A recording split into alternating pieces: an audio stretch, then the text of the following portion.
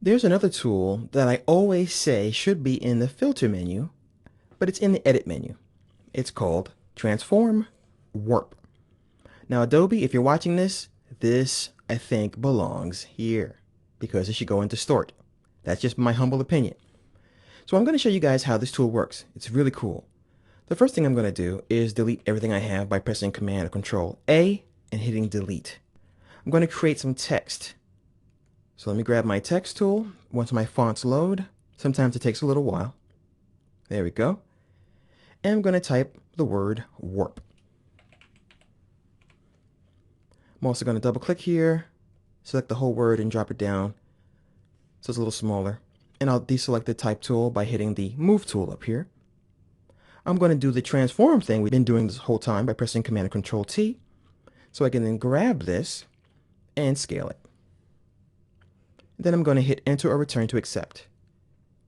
Now for this effect, I'm actually going to take this type and turn it into pixels. So I'm going to right click, make sure I have the word selected instead of my background because I have two layers.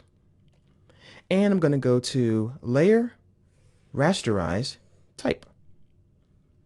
I'm going to confirm this by going to my layers. And yes, we see the word here instead of the T. Now I can go to the Edit menu, choose Transform and Warp. What you'll see here is we are presented with a cage. We can manipulate whatever's in the cage by using the handles, which we're familiar with by now, these points here as well, and by moving items from within the cage itself. For example, I'll click on this point and I use the handle to move it. And I'll go inside now and move it down. I'll go inside this one and move it over here. Grab this one, move it over here, and grab this handle and move it over here.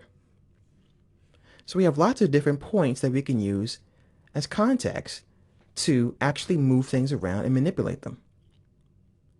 The warp tool can be used to fit a logo on a balloon, say a hot air balloon that you want to have a logo emblazoned upon, or the side of a truck, or an awning, or a balloon. All kinds of really cool things. You can even use the warp tool for fun. So you can take someone's face and squish it up. And you can pinch things and move things around and make them look like a werewolf. Not that I've ever done that to a picture of my mother-in-law.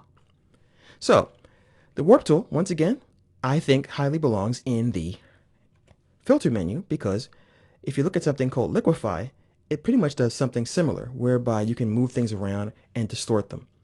So it's a tool I think you'll find quite useful, especially when it comes down to putting words on things that are very difficult to normally type across or around with these type tools.